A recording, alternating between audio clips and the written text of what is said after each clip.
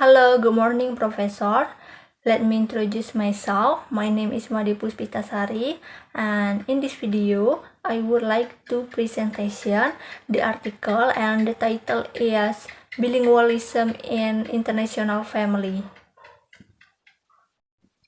This article discusses about international families in Japan, where one of their parents is from Japan or native Japanese, and another one is native English. Society in Japan usually only use one language, that is Japanese. But some children, have potentially to learn or to have two languages, that is children from international family. So they can expose to use two language, that is Japanese and also English.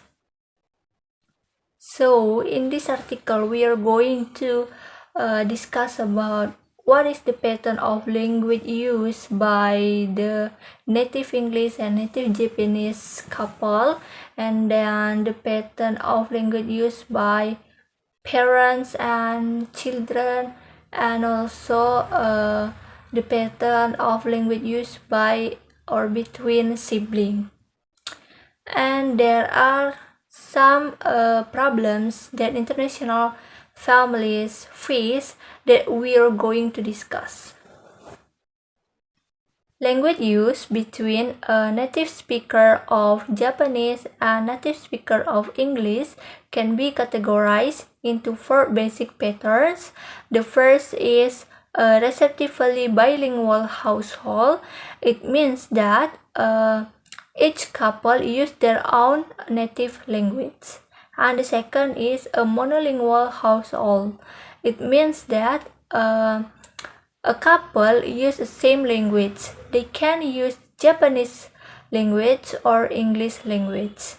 And the third is a productively bilingual house. The third is a productively bilingual household, where it means that one couple use both language or two language. And the last is an L3 household. It means that a couple use the third language. Based on the data in 1990, a couple prefer to choose pattern number 2, where they use same language to communicate, and the couple choose English as a same language to communicate. Well, you can see on the table, the table is about language use between the couple or spouses based on Yamamoto 19 and 19.2. You can see that there is a native speaker of English and native speaker of Japanese.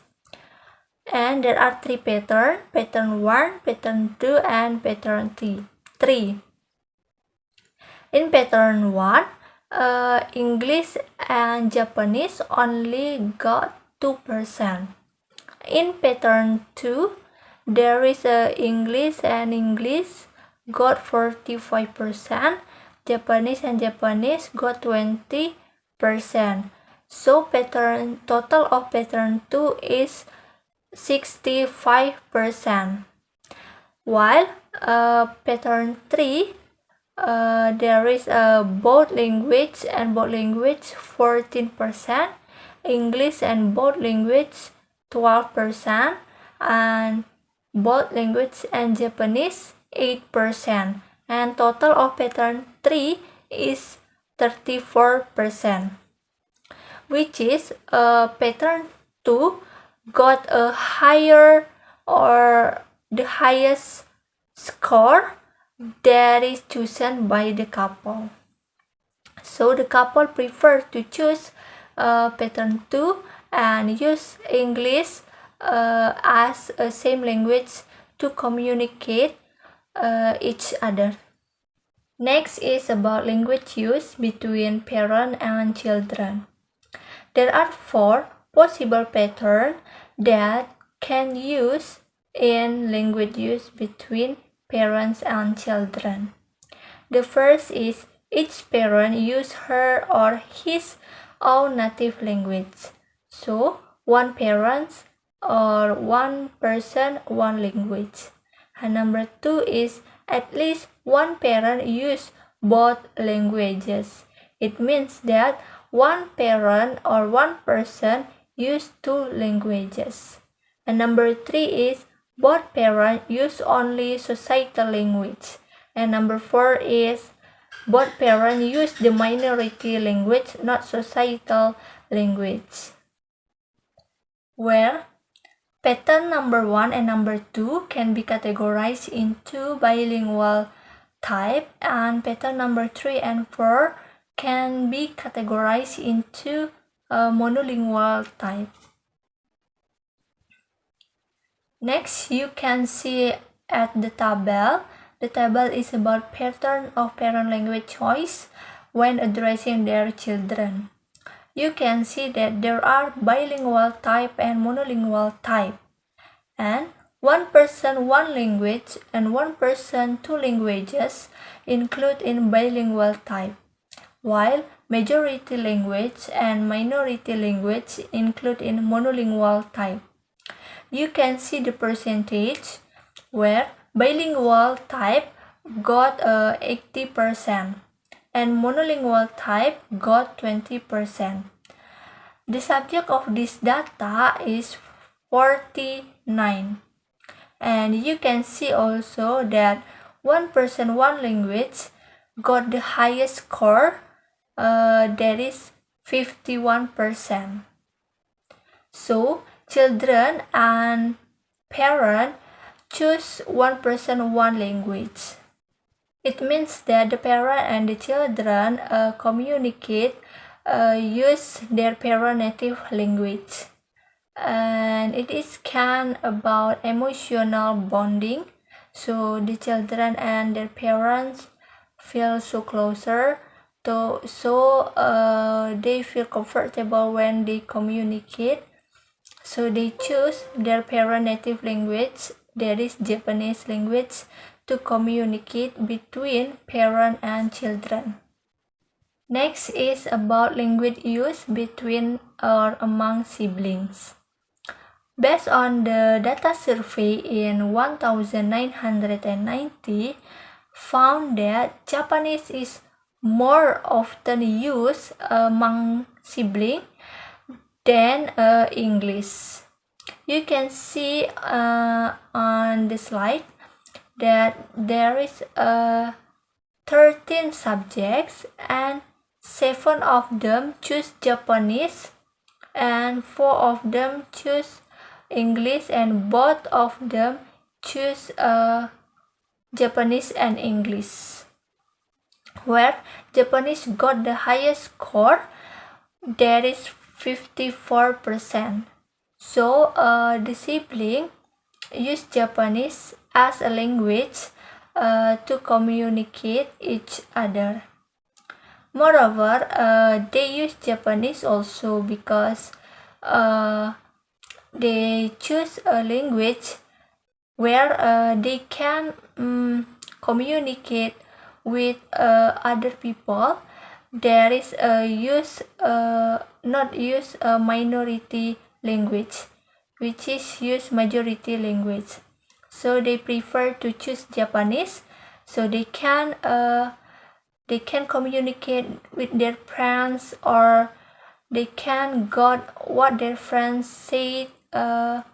They can do conversation with their friends in the school.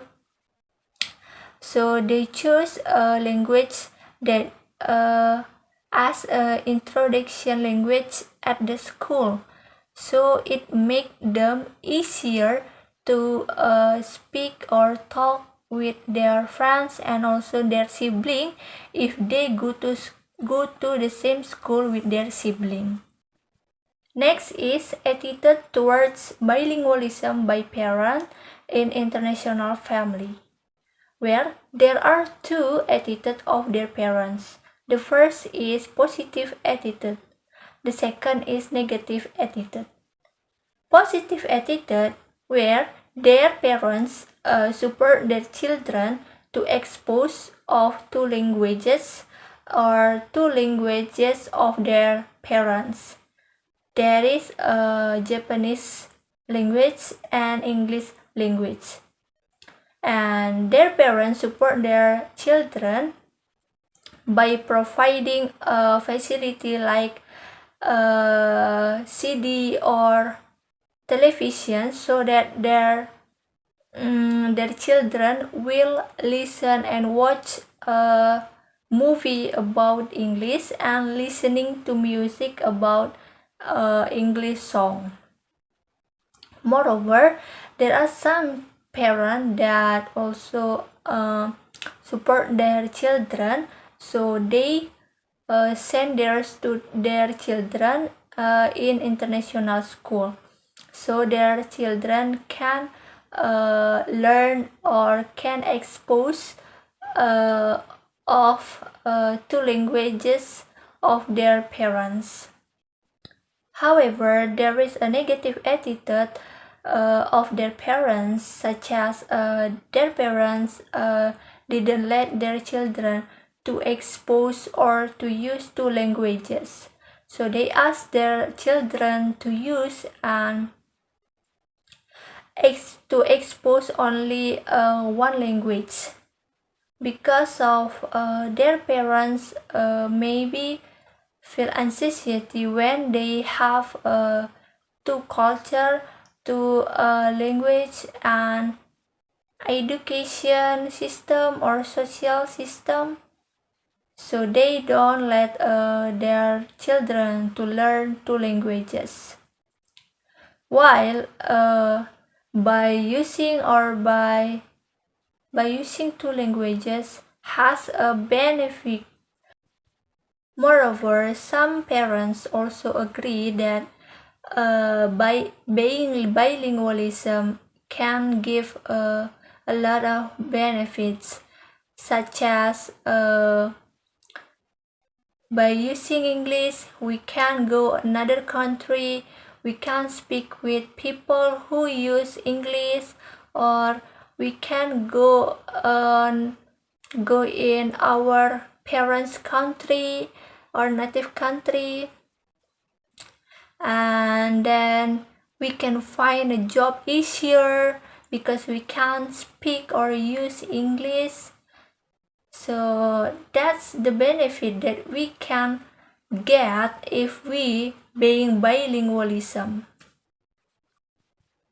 The next is about the promotion of bilingualism at home, where the parents promote the bilingualism with providing the facility for their children to learn English, such as let their children to listen a English song or watching a movie or English movie, and then buy a book or CD of English, so they can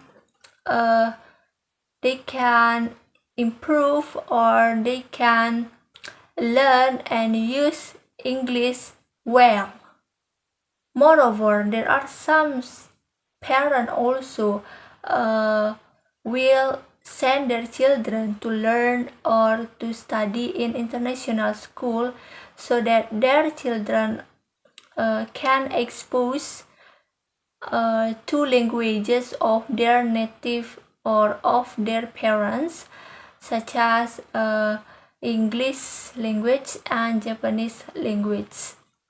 However, in Japan also, if we live with our mother-in-law and we speak English in front of them or in front of people at that home that do not understand about our language, so we or the children will forbid to use that language. So their parents or their grandmother or grandfather will forbid their children to speak or use English because they say that that is not polite to speak English or talk English in that home when the people in that home do not understand what they say. Well, the next is about language use and bilingual proficiency. Based on the Billings 1990, they divide the pattern of language use into three parts. The first is one person, one language. It means that each person uses their own native language. The second is home language. It means that they use their minority language at home.